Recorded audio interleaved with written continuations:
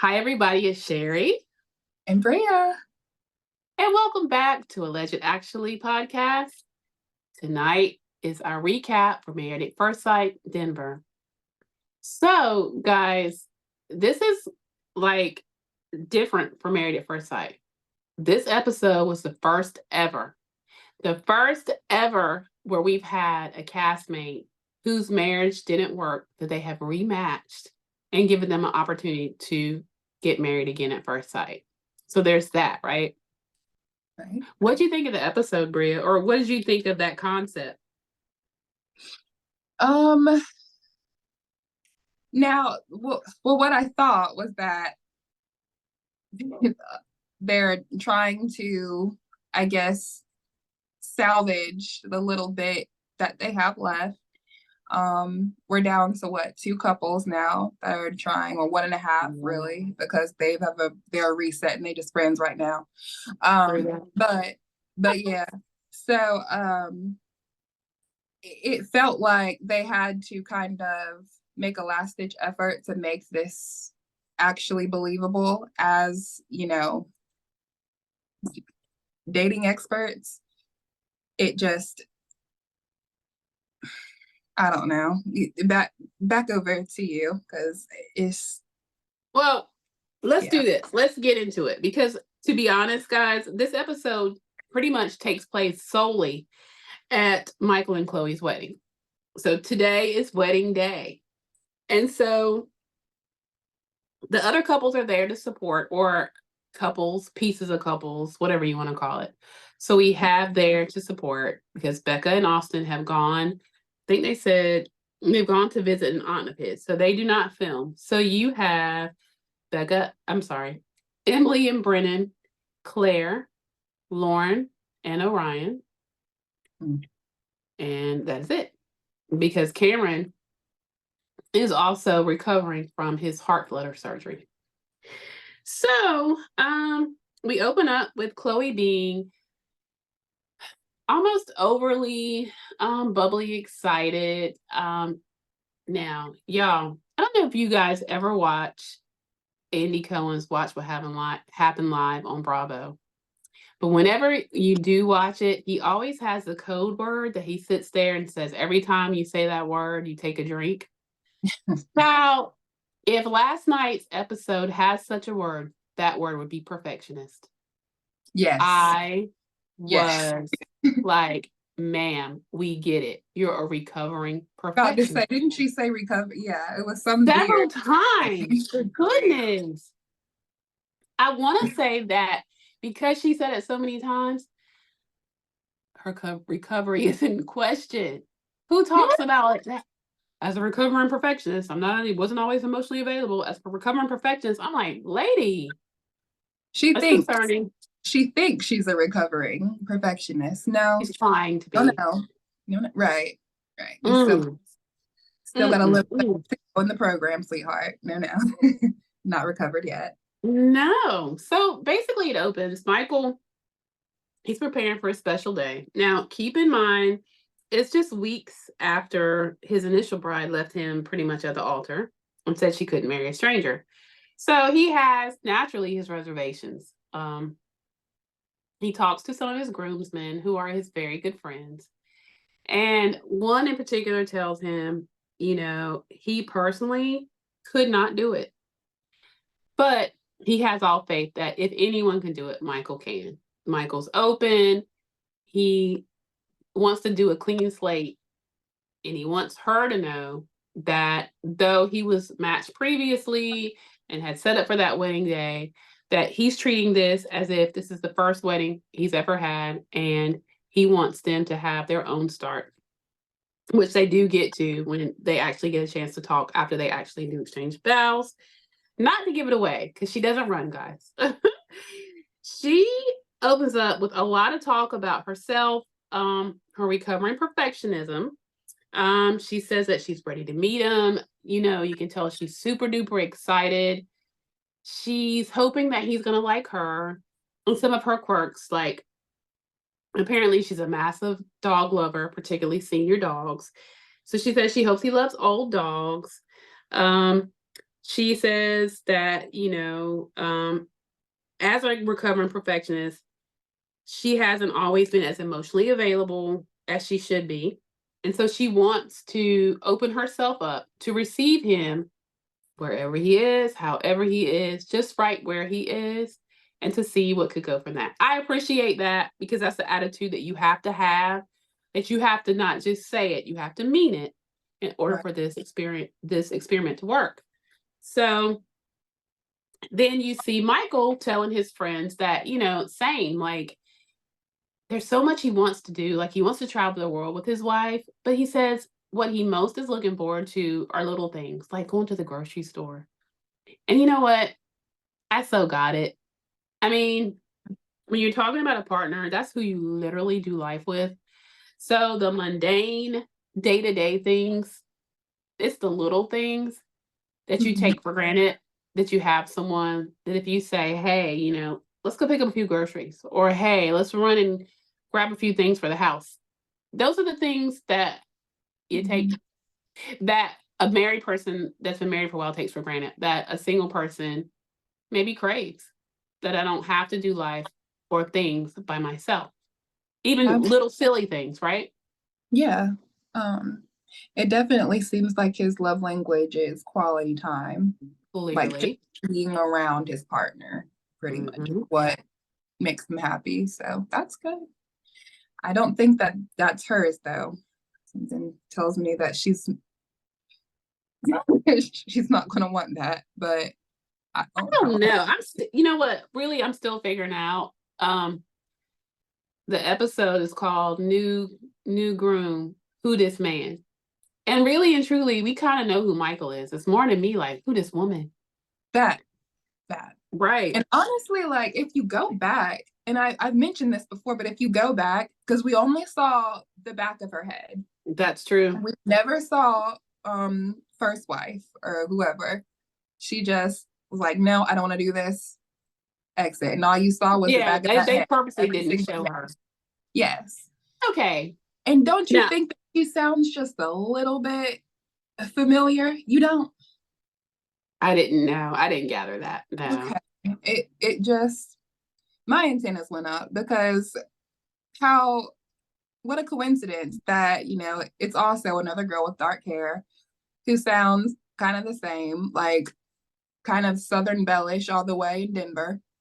It's just kind of weird. I don't know. I'm I looking at, honestly think, yes, I've been looking at you producer sideways, but now I really am. Because please don't play with me. Like, I'm not stupid. listen, I don't know. Okay. And gonna recap the show. So I'm gonna talk about like each scene or like give you guys an kind of like a synopsis of what happened last night. But unpopular opinion. And I've always kept looking to see was anybody else gonna say it.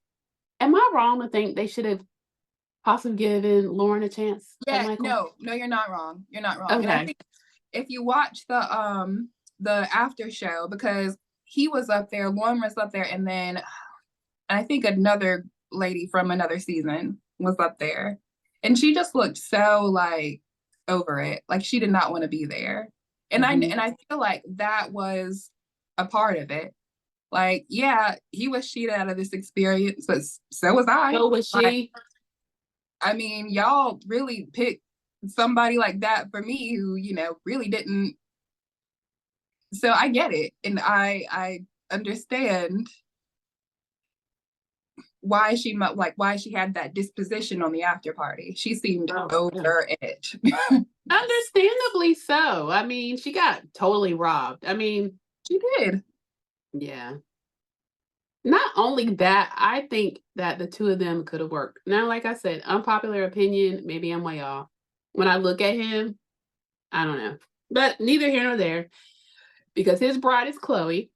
And Mhm. basically, Chloe said that what was scary for her was that she's put every ounce of faith into believing with her whole heart that this is her journey. And now it's all happening. And it's just hard for me to go of the idea that I should be controlling things.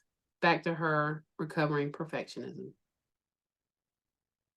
listen, y'all, if somebody has to talk about something that much, they're really not past it. Right. It's going to keep showing itself. And you heard it here first. It's going to be a problem. It is. Yeah. And it's just like, as you're recovering, I mean, and that's what she's like proclaimed, it seemed like from the beginning. So to put a recovering perfectionist with somebody who's like a free bird. Yes. Yes. Someone that's a free spirit, someone that really doesn't look like he's super rigid on things, and we can color outside the lines, we don't have to be inside. It's just, yeah. Seems like we're doing the opposite of track painting. Or like sometimes it works, but sometimes it so doesn't. Right. It depends on what that opposite is, and they get it. These experts get it so wrong.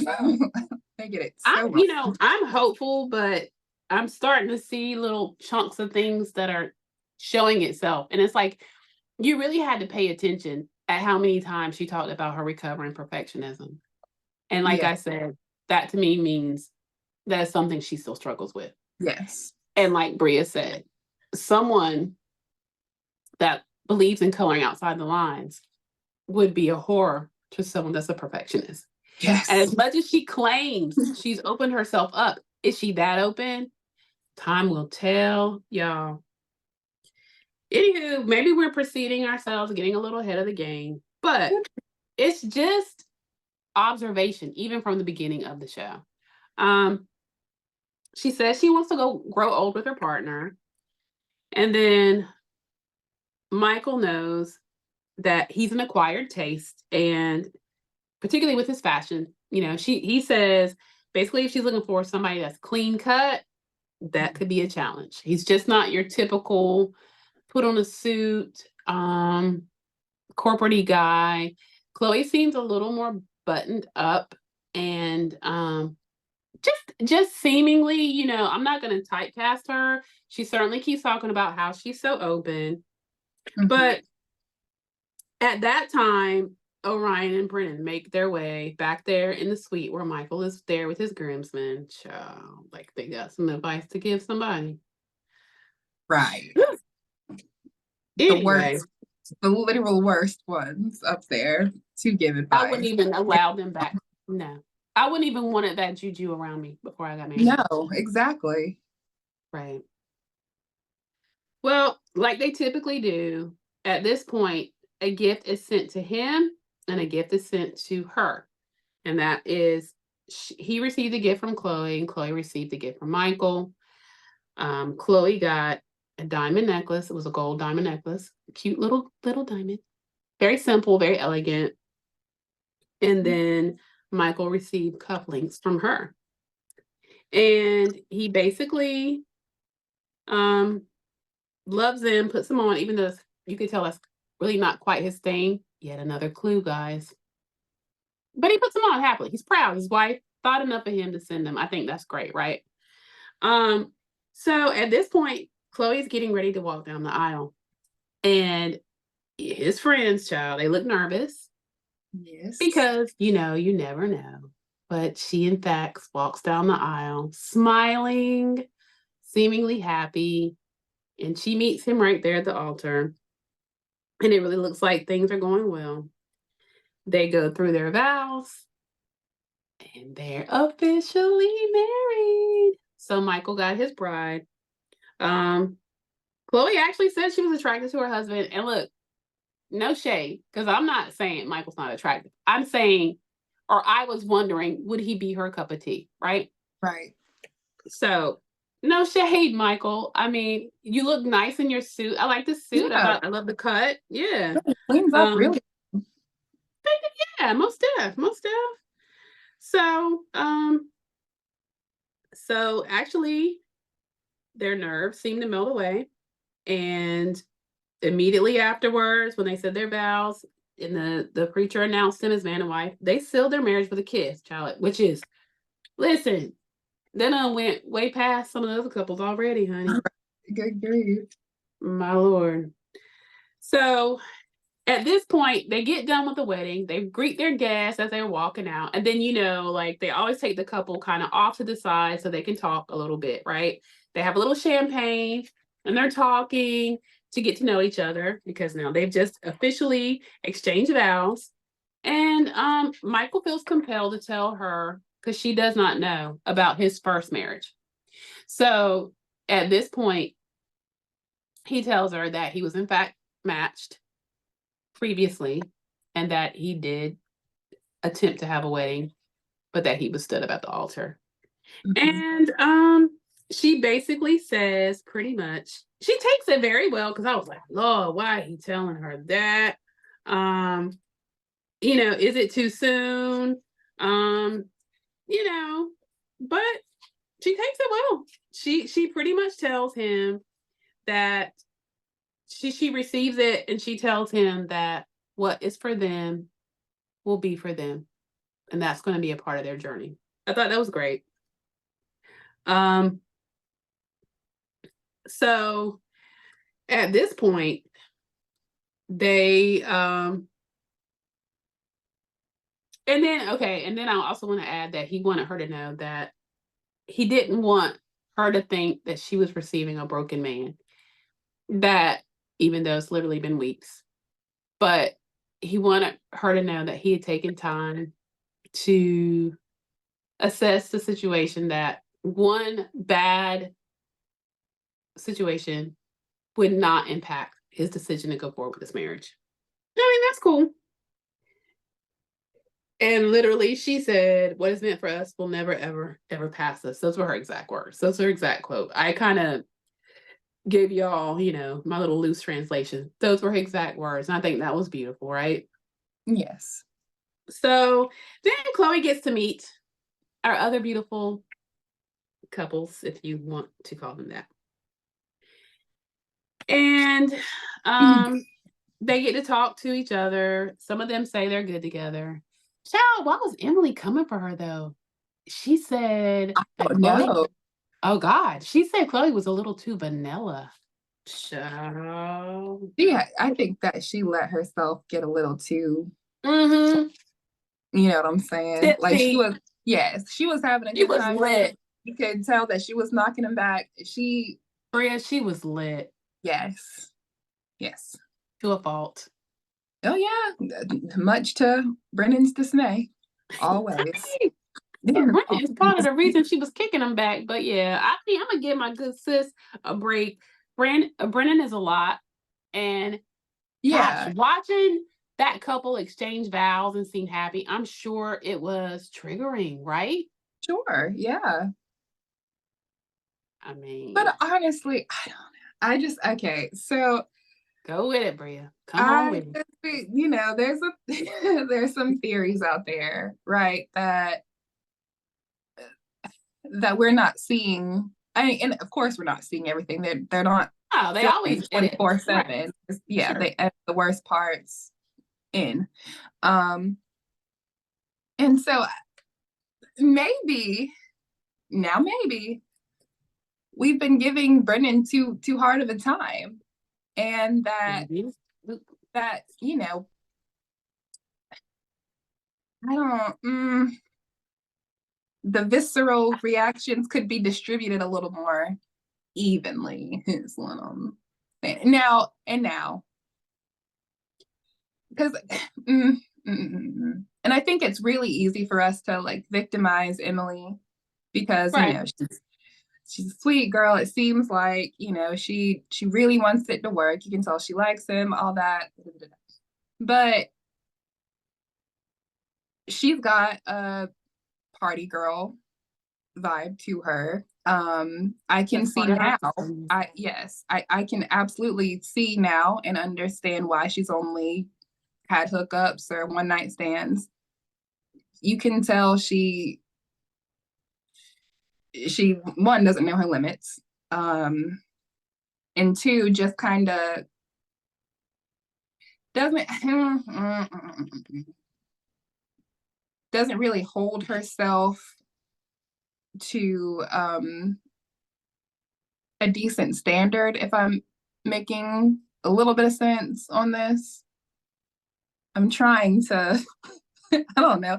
I'm trying to like not offend her or like say anything out the way. It's just she seems like a sweet girl, but she seems like she has a lot of maturing and growing up to do I'll also. give you that. I'll give you And that. you know, and I get it. It's a lot. Like it's a lot for, but it just maybe I would have, for both of them, honestly, both of them really didn't need to be up here. I would have maybe got some individual therapy before, Yeah. going through with the experiment. But it's not totally their fault either. I mean, the casting directors and all, they pick who they want. So Right. it just, but like, yeah, No, I I don't feel you. I mean, okay. And you honestly, don't have to, you can feel free to disagree. oh honey, I I have feel, and have. As what yeah, I do about Beck and Austin, I have. Um, yes, we definitely disagree right. on We that. already know. We know. And we've asked our actualizers to put in the comments, who do you agree with on Becca, Austin, me, or Bria? But Right. we'll Right. go And back there. They're not on this also, I need to episode. know, because I need to know why the actualizers are so silent. We ask y'all questions, we need the answer. Like we Right. answer. We need that feedback, y'all. Put it in Get the them comments up. comments. Let's engage. Come on, guys. Come Let's on do in the this. comments. Come on, guys. We need Yeah, to know what you're thinking. But exactly. listen, so I will say this, okay? I get what you're trying to say. I do see that there's something in Emily that is not golden child-ish. Like she has some fault in why things aren't working. And I think it is a shade bit of her overzealousness. I Mhm. think that it dates or goes back to how her father pushed her. I think that she innately has some of her dad's qualities Mhm. on, hey, let's just get it done. Hey, let's Yeah. get through this, blah, blah, Power blah. through it and get it done. Let's power through and get it done. That's what we do. And then don't be a wimp about things. Let's get it done. I think that when she's in party mode, she wants to party, get out of your feelings. She's having a good Right. Like time. turn up. Like, what are you doing? Turn Like, come up. on. It is what it is. I'm entitled to do me. What are you doing? Why are you sitting Yes. up there looking all silly? You feel Like a me? Like, like a bump on a log, or whatever that expression right. is. I mean, Have fun. she looked mad foolish. I ain't gonna lie. But Yeah. I mean, I can't even be mad at sis because Brenda has taken her through. Right. But what I'm saying is when you have a complicated individual like Brennan, Hmm. it's a lot of work, right? And I don't think she's down for the work, even though in some regards she is, but I think she just does not understand him. So the frustration level presents itself sometimes in different ways. Sometimes it's aggression, Hmm. sometimes it's overzealousness, Hmm. sometimes it's a retreat, sometimes it's tears, sometimes it's anger. I mean, it's like a multitude, right? And that's what I'm gathering, right? I think that Yes. I everything that hear she's that. feeling, yeah, is a direct result of what she is solely not getting from Brennan. And it's Yeah. hard, it's hard because she was taught if you work hard, if you focus and you work hard, you're gonna win, right? Isn't that what her dad taught her? Yeah. Well, no matter what she seems to do with Brennan, it ain't working. And every time she likes, that's why she's so hell bent to figure out what is it? What am I not doing? What am I missing? It's Right. driving her nuts You because can in tell. her world, right? Yeah. And like Yeah. I'm a body language girl, and you can tell that she's constantly thinking, Mhm. like constantly, like her mind is You constantly see, going. like, right, You the can wheels see, turning, right? yes, like she's always like doing the little, Because she's, mm, with yeah, her, and, like you can tell that she's constantly in her head, like what is it? What is it? What is it? What right. is it? Like she's tormented. You can see that. Um, Yeah. yeah, Brennan also in a different way, he looks also tormented. Like he looks like he could jump out of his skin, and he's always Honestly, just, that's not it. That is so true. and That's it's true. so yeah, it's just it's awful. It is. They were not a good match. But I think the experts knew that, and yeah, I will say this. I think that Emily and Brennan are a good conversation piece. yeah, Yeah. I think they keep our content relevant. That they are the one, well, then, and Becca and Austin, but Emily and Brennan, there's just a lot of layers to that. And, me trying to psychoanalyze them, which is probably not the best. But I mean, honestly, I listen and I'm picking up clues to understand why they keep missing each other. You know what I Yeah, mean? yeah. But Because child, it let's seems move on. like okay, okay, yeah. We'll Let's. come back to them because we're going to have to because that's how the episode. Child, y'all, I can't. I love this show, but it Jeez. never ceases to amaze, disappoint, and make me laugh. Okay. Yes. Just saying. So, okay, they're back in from the pictures. And so they're back into the reception. And somebody rings the bell, they kiss, they're all about it, and acting crazy like some couples, like, oh my God, somebody rang the bell. I'm supposed to kiss my whole husband, a whole what? So I can't. At least they understood the assignment. Yeah. Okay. They're giving the family and friends what they want. Look like you're happy. Right.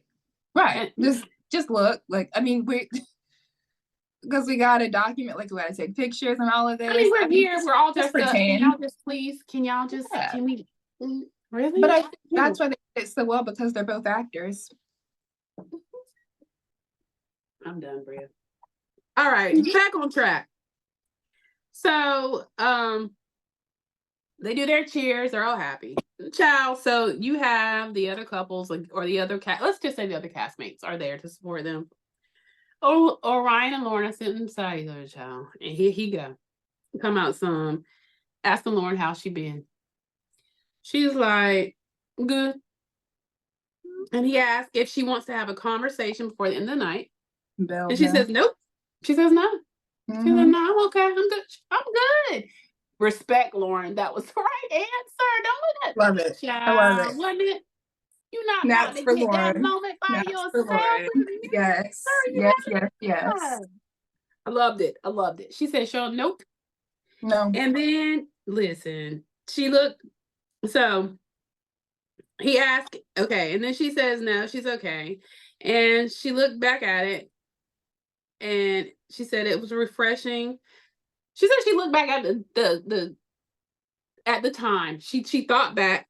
She said look back, and I don't know if that means she actually was able to watch the footage or she just thought back. But she said it was actually refreshing for her to deal or understand her triggers from the past and from her past relationships. And she says she's working on herself, as she should, as he should. He says he's also working on himself and his stubbornness. He said in therapy, he's working through the yelling and verbal abuse. Now, he says, because she kind of looks at him sideways, like, let's see what we're not going to do. Right. But he does know, but he says to her that has nothing to do with what Lauren did. But I never thought it did. You feel me? Remember I said? Yeah. Right. I mean, geez. Like when you profuse, like we've said it before, apologize, say that you'll do better, like try to validate and make him feel like, yes, just I'm your safe space. I want to be your safe space. I am so sorry. Oh my gosh. No, I mean, she was very sorry.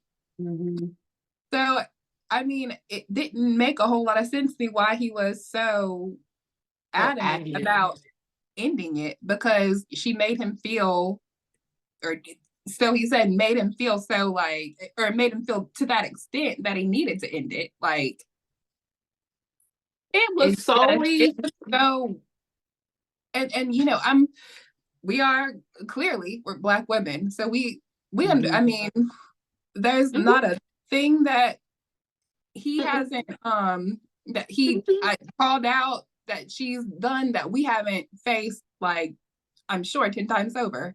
So it's just, you know what I'm saying? And I don't, I don't want to invalidate anything like that, but man, it was just so that, and like that's why I'm so, like, still so put off by him. And like, no, you looked for an out. That's what it was. But I think what he shared, which is what I felt, was that it never had anything really to do with her. You put a person on the show that was unhealed from family trauma. And he admits that he was protecting himself from the stuff that happened with his mom and his sister and the women in his life. All the yelling and the violence and the this, whenever she asserted herself. I mean, no, listen, Bria. I mean, I'm not Yeah. saying that he's right.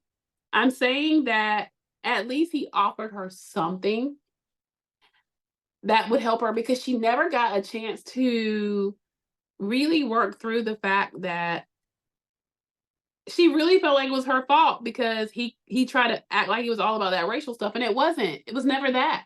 It was Right. the fact that when Lauren, because Lauren admits when she's angry, that's what she. Okay, so listen, there's many parts to ourselves, right? And Lauren admits when I'm frustrated, I raise my voice. I couldn't tell you that if you frustrate me, I'm not gonna. If you're that traumatized by voices elevating or someone being adamant to get their point across because you quietly stay in your passive aggressive stubbornness way of saying, well, no matter what you say, I still feel that same way, or I'm not trying to hear you, it's going to be a reaction versus the counter reaction over and over and over again. So I guess what both of them were saying was they understood now why it just could never work. And I think that in all fairness, and let me just say this, and Bria, you can totally disagree if you want. In all fairness, I don't think that's something that the experts could have known. I think that when you're in the process of, being vetted, finding out what you want in life, what your likes and your dislikes are, your morals, beliefs, the things that you find most valuable, whatever, that there are certain things that will only come up during certain scenarios and situations, correct? Correct. I just feel as an expert, wouldn't you ask what your triggers are? Wouldn't you want Mhm. to make that known so that you don't? Does a person always know their triggers though? He said he had to go to therapy to figure out that's what his problem was. That brought him back to what he dealt with his mom's sisters and the women in his family. Now, I'm not making excuses for Orion because I can't stand him. What I'm saying is the thing that I like about Married at First Sight and shows like that is I like the aspect where we can be the outsiders looking in Mhm. and that we can watch their love story either unfold or dissolve and look at two imperfect people, right? And see like where maybe they are going wrong or maybe why they do the things they do. Like, and then sometimes I self reflect and I'm like, well, gosh, am I, doing this or, do I think that way or I'm being as open as I should or do I shut myself off because of stuff that has nothing to do with my partner or, you know what I mean? So I think that's the beauty in a show like this because there are so many multiple layers when you watch, but at the same respect, the experts can't know everything. Now, and I'm not giving them a pass on this season because they seem to have gotten it oh so wrong. Mhm. But in some respects, with some of the things that go on between the couples, I don't know that that's stuff that you would know no more than you do when you complete this massive survey from Match.com, right? Mhm. A situation would have to arise. And I'm not even so sure because now let's just talk about Emily and Brennan. When she said, do you know how to be fun? And we don't know what happened prior to that, but it seemed like that was her jabbing. He's not a jab guy. His Right. parents needled him and pushed him like, why you can't just get it together. It wasn't in his mind a loving push. It was a get it together push. Right. Um, and I think he sees the same thing in her. Thoughts? Am I swaying you, Bria? A little bit. Okay. A little bit. Not on the Orion thing, no. But on Emily and Brennan, yes. Mhm. Yeah. And so with the Orion thing, I think that it's kind of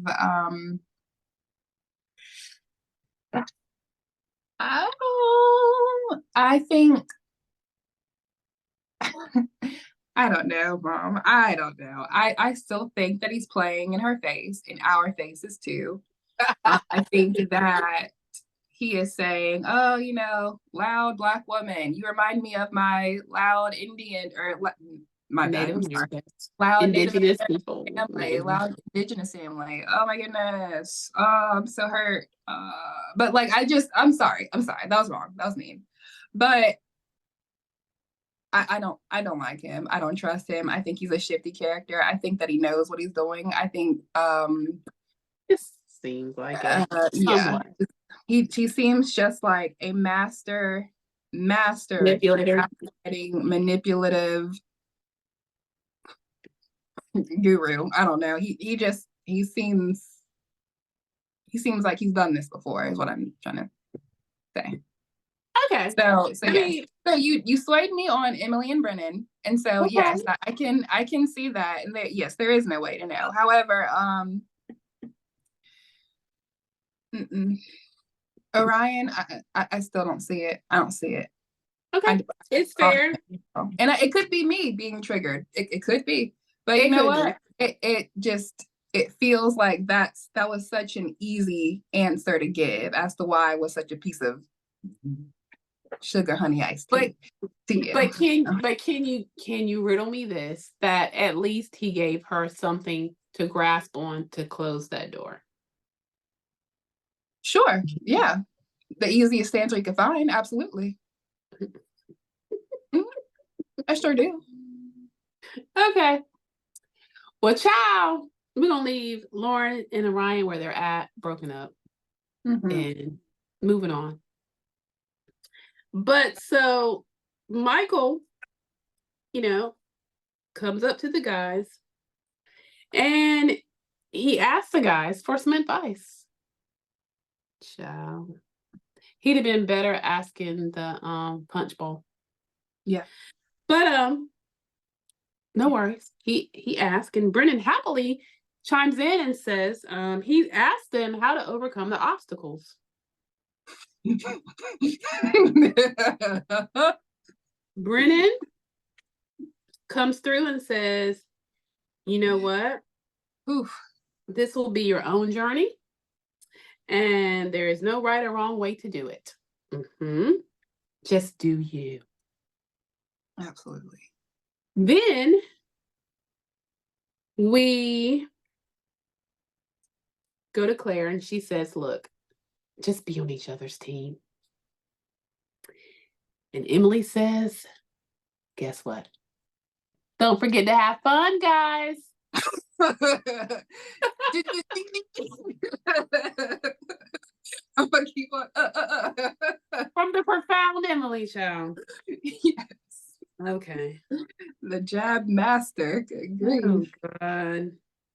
Orion tells Michael how he's embraced Chloe, and he demonstrates. No, Bria, listen. I want you to listen clearly. Okay. So he says, no, listen. He says, Michael, I just loved how you embraced Chloe. Then he redoes it by taking Brendan's hands to show Michael how, in fact, he held Chloe's hand in the altar child, had Brendan's hands like this too. And did.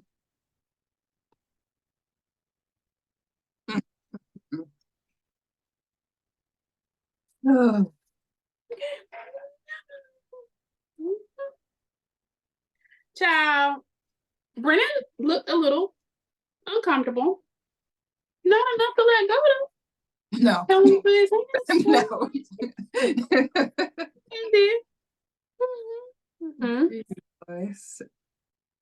God. Okay. Well, in more news, with all the festivities of love, Claire decides it's a good idea to call her husband, who she separated from, who's had heart flutter surgery. No shade. We shout out prayers to Cameron, because she needs to check on her husband. He doesn't answer. So she has to tell Lauren, yeah, I called him. She's like, oh, okay, wait a second. He didn't answer. Okay. He, We he we can't right. listen, we go back. The camera pans because the camera's like, I ain't got time to spooches. Camera pans on back over. So the camera pans back over to Chloe and Michael. Well, really to Chloe, because she says, she talks about how intelligent Michael is. She's loving that. But she says she's a little bit conflicted on telling him that she, in fact, does not want to have biological children with him. She would prefer to adopt. Gotta put some drama in that storyline. Mm-hmm. Yeah. And then Brendan and Emily, the camera goes to them. He watches Emily tearing up on the dance floor. And Emily drops a glass and breaks it. While he looks at her as if it's going to be a time when they leave that place. And y'all, I mean, if you haven't watched, go back and look at the episode. Child, you can find the clip and look at the way that man was looking at her. Listen, it tells a long story, okay? Emily was oblivious. His face was intense, okay? It was very loud, yes. It spoke loud. It did. And the other people kind of looked at her a little bit embarrassed. Emily was lit, okay? She was. Mm-hmm. Mm-hmm. So, child, it's like Lifetime left us there. I was like, y'all know we coming back here next week, right? We know. But then we come out and we close the show with Chloe and Michael at their honeymoon suite. She lets him help her out of her dress. She's ready for the night. She says she's looking forward to cuddling. He feels comfortable. She really likes him. She's ready to be vulnerable. But it seems like she's scared to be happy. And they give each other a kiss goodnight. Now, guys, good start, because that's how a lot of them start on the honeymoon night. So you got to remember now, these other couples were similar on that first night. Mm-hmm. And I don't know how they're going to do this, because you have two couples that are close to decision day and a couple that started. So I don't know if they're going to like extend the season or they're going to shorten their time for this. Like, I'm not sure what they're going to do. Lifetime has never done this before, by the way. Married at First Sight has not done this. And they did it so late. I could have seen if right when it happened, they called him in and said, let me, you know what I mean? Mm-hmm. But I'm with Bria. Obviously, what prompted them to do this is that we had couples just falling by the wayside. We literally are down to two that are still actually holding on, but one of which has done a friendship reset, which is Emily and Brennan. So we literally have one couple. And they're not perfect either. They haven't had, we'll find out if what looked like they consummated their marriage last week or the week before last. Doubt it. Right. I don't know. Of course they want us to think, okay, but they want us to think that. But even with that, he had a lot of pressure. Yeah. So so we're going to say this. I would give Austin and Becca a 70% chance. Yeah. Okay. Oh, you want to know what my percentage would be? Mm-hmm. I'm gonna give it a 15. I'm gonna give it a good 15. So that's not so. Look, it's not a 0. It's not a 0. But I'm gonna give you a good 15% chance, because I don't think that Austin is feeling you, Becca. There's nothing wrong with you, but no, she's a lovely not person. for Austin. Austin just he wants to look good on the. That's all. There you have it. That's Married at First Sight Denver, recapped to the fullest. That's legit what happened last night. Now, while we have your attention, we are on the verge of about to reach our 1,000 subscriber mark. And I know we always take a little time before we end our videos to thank you guys, because we are thankful. Yes. But Yes. But in addition to that, we want to give back, if you will. And so when we reach our 1,000th subscriber, we would encourage our listeners, our subscribers, to be the first to comment, email, directly let us know that you're happy to be here. We're going to do a giveaway, and we're going to post on our community page what we would like to give away. We are going to, within the next few months, we're going to have merchandise. Right now, we'll have mugs, we'll have t-shirts, sweatshirts. So all that's coming. So it's really exciting for us.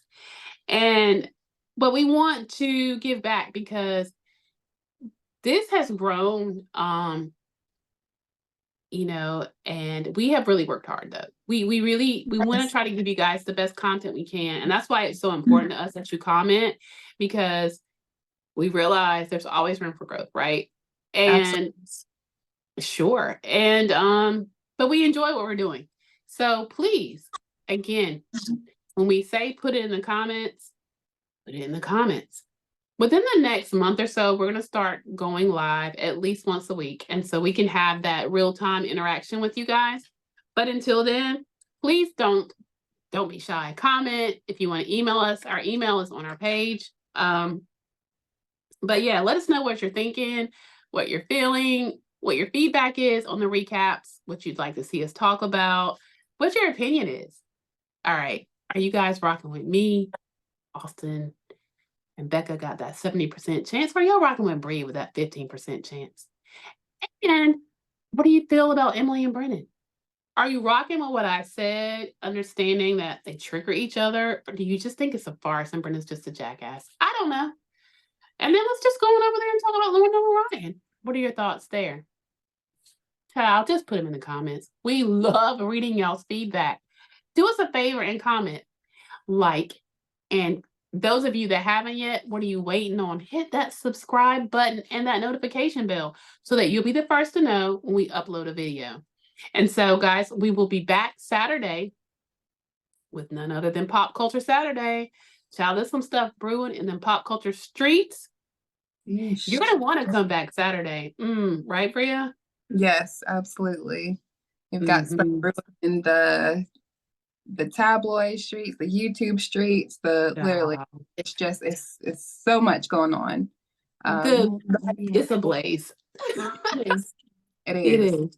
But what I'm gonna need for all y'all to do is actualize yourself in them comments and tell us what y'all think, because we need to hear the feedback. We're not getting the feedback. We need the feedback. Yes, give us the feedback. Actualize them likes and them comments and that subscribe button and that bell too, because you don't want to miss it. No, you want to be here first, honey, because we like to drop it while it's hot. So you need to pick it up while it's that piping hot tea. You know what I'm saying? So on that note, guys, we're going to say goodnight again. As always, you know we love you guys. So keep coming back. We will see you on Saturday. Yes, have a good night, guys. Yes. Bye.